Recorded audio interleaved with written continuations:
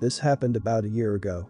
It's resurfacing again because brother-in-law has made it a point to ignore me since, and my husband wants me to apologize once and for all. So some background.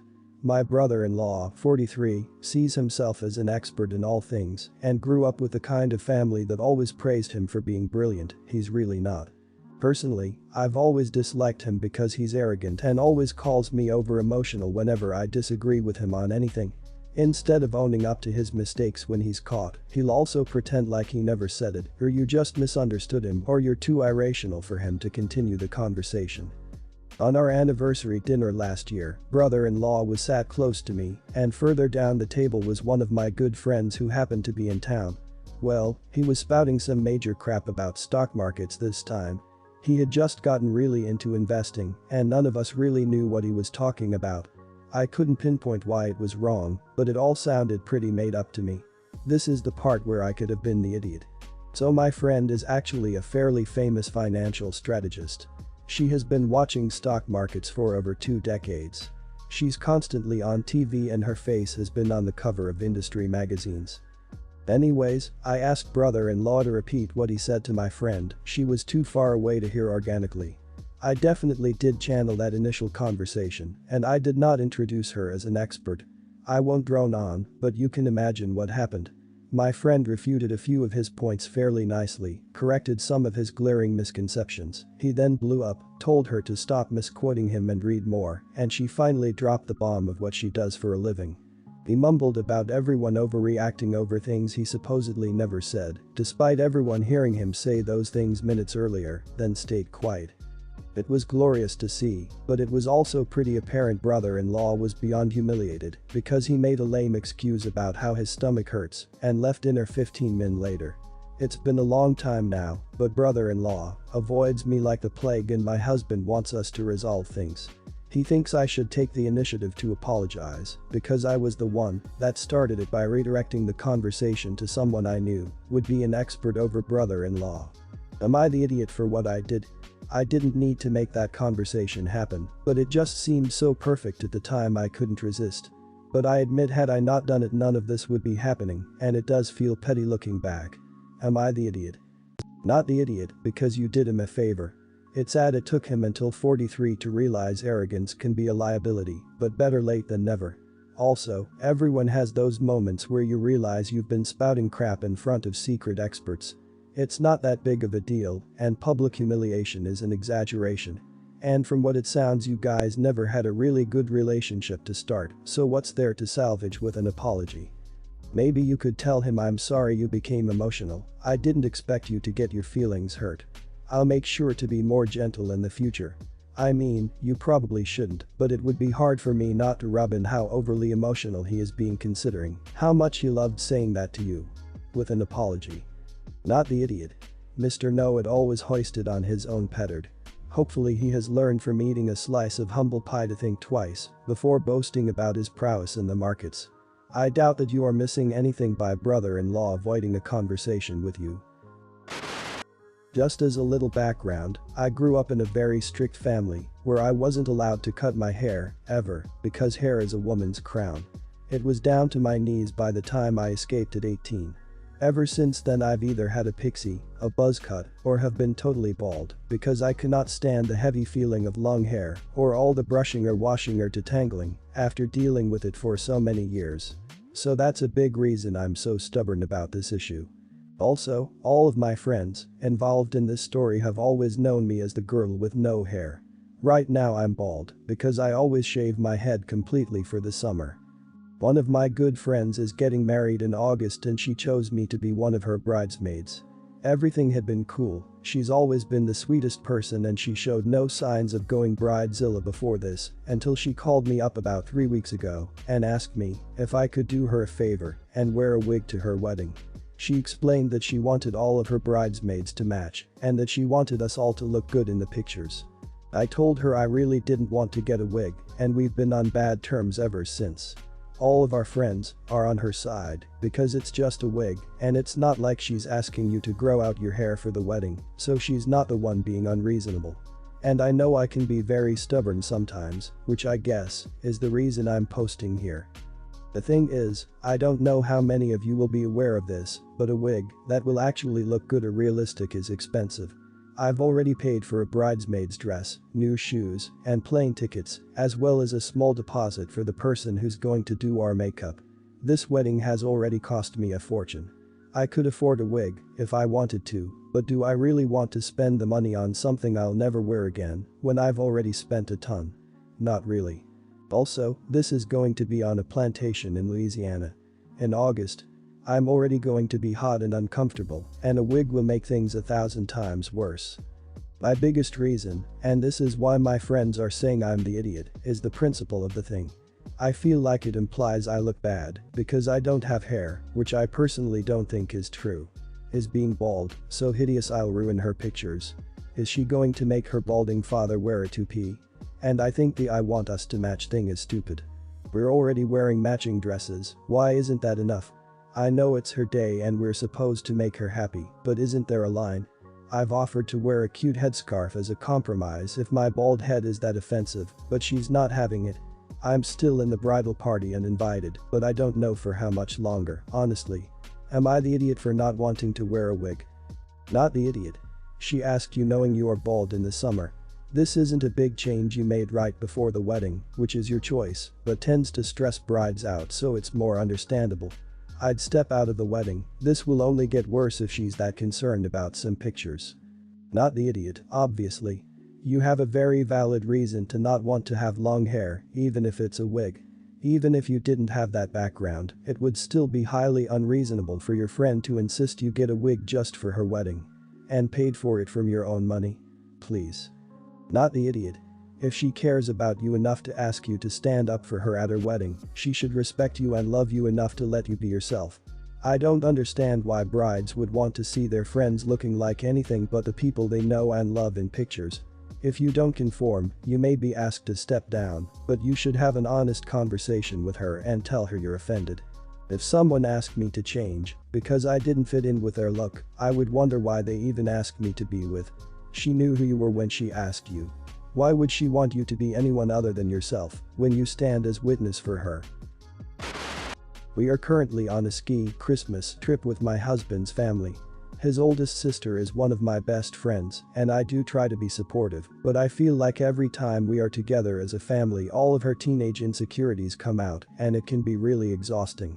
She is divorced, which is kind of a big deal in the family. Mother-in-law is very against divorce, and father-in-laws grew up with parents who hated each other, but praises his mom for being strong and sticking with his dad.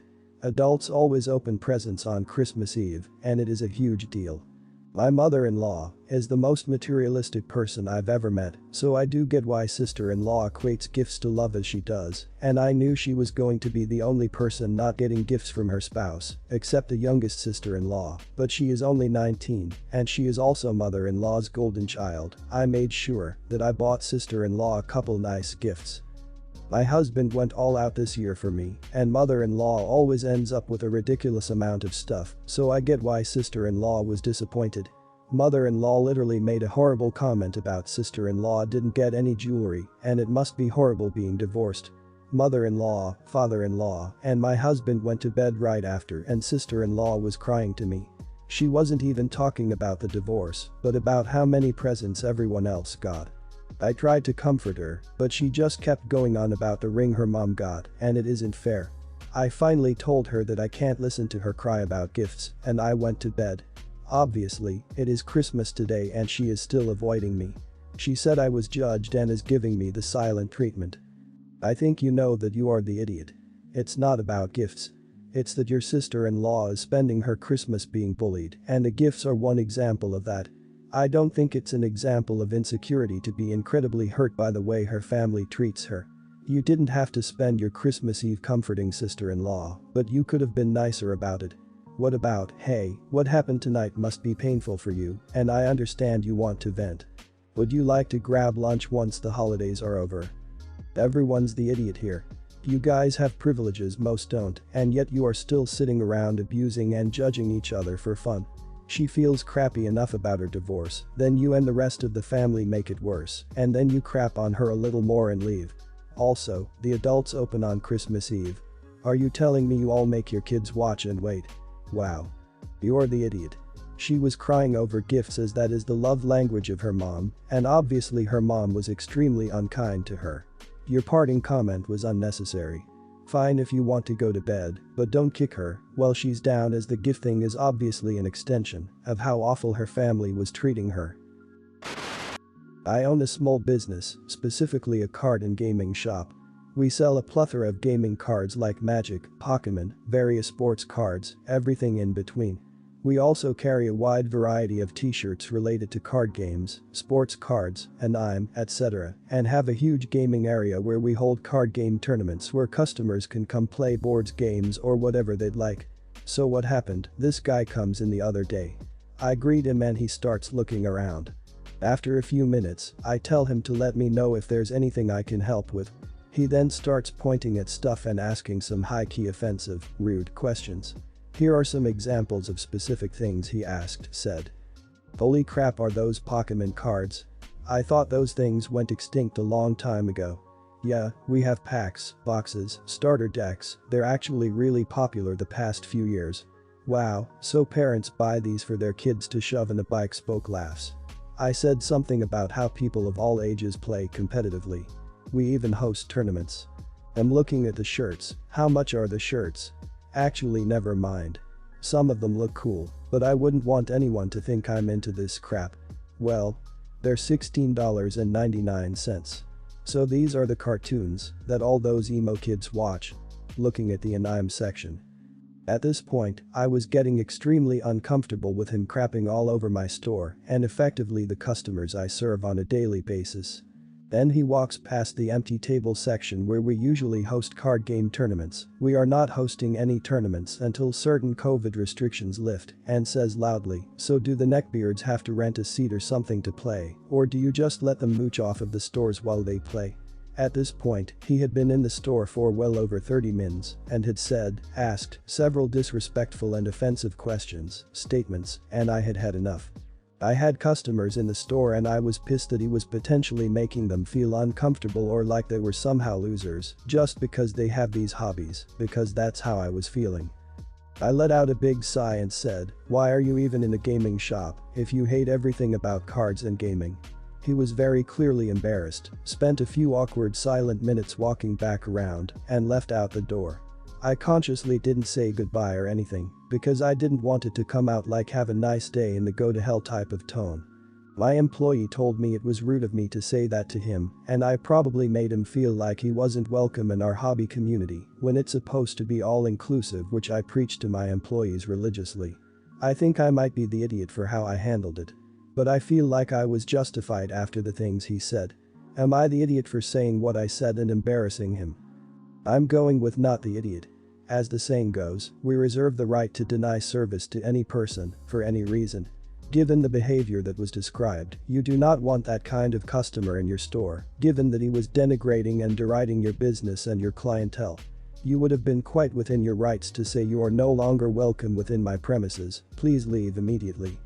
Not the idiot, it's your place of business, and someone was being consistently rude.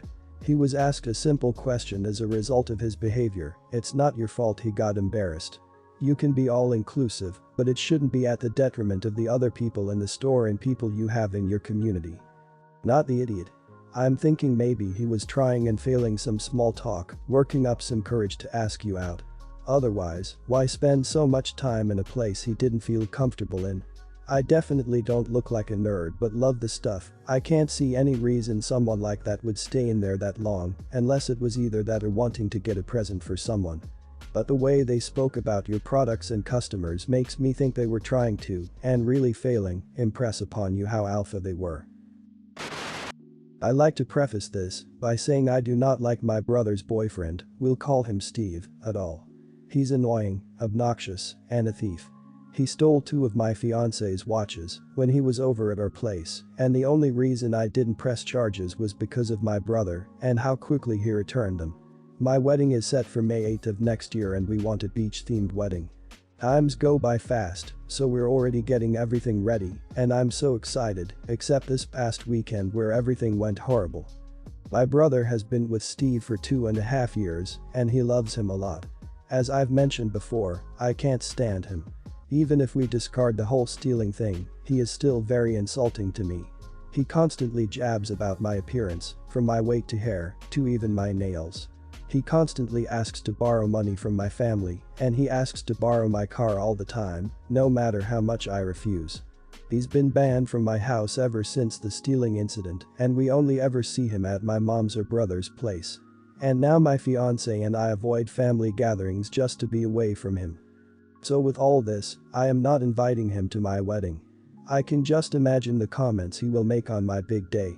Well, this weekend I finally went over to my brother's house and told him. And he had a meltdown. He claimed that I didn't love him, that I was being dramatic and vindictive. He said this was my way of getting revenge. I told him this wasn't the case at all. I just didn't want someone who I consider toxic being there on my big day. I don't want drama. Then my brother said that if Steve is not invited then he's not going either. And I said that was fine by me and left. I really didn't want to argue. I have already made my decision and nothing is going to change it. Well, then my brother calls my mom, who calls me. She tells me I need to get over everything and get along with Steve and I need to forgive him for everything. She also said I need to invite him. I told her straight up that no, he's not invited no matter what. Then she said if my brother wasn't going then she wasn't going either. So then I got really pissed and told her fine, then I'll just uninvite her too, and hung up. Then word has spread around to my family that my own mother won't be attending the wedding, so I've been getting a lot of texts and phone calls that I need to get over myself, that I am causing issues over stupidity. This has been really stressing me out, and now I'm thinking I might be going too far with this. My dad and my fiancé are really the only ones supporting me right now. Even my friends are trying to get me to let it all go. Am I the idiot for banning Steve, my brother, and my mom from my wedding? Not the idiot. Stand your ground on this. 1. How immature is it that your brother doesn't get his way so he runs to your mom? How childish. 2. They know that Steve does have a history of being toxic, so how do they have the nerve to pressure you into being comfortable around an idiot? I hope your mom comes to her senses. If not, I hope you or your dad can explain the situation to the family. Not the idiot. Your wedding. Your big day, not theirs. Your brother is the dramatic one, jump to the conclusion. Your brother does not equal his boyfriend. Just because you don't want his boyfriend there does not mean you didn't want him there. Your mother is playing favorites. You paid for the wedding, you shouldn't have to invite anyone you wouldn't want there. It's not just a party or function, it's your once-in-a-lifetime wedding. If they can't respect your wishes then that's too bad for them for missing out on their sibling, kids, big day. Not the idiot. It's your wedding, you can invite anyone you want, and you cannot invite anyone you want. I really think it's them who need to get over themselves. Plus, with all the money that goes into weddings, I wouldn't want to pay for the extra mouth to feed if I didn't like the person the mouth belongs to.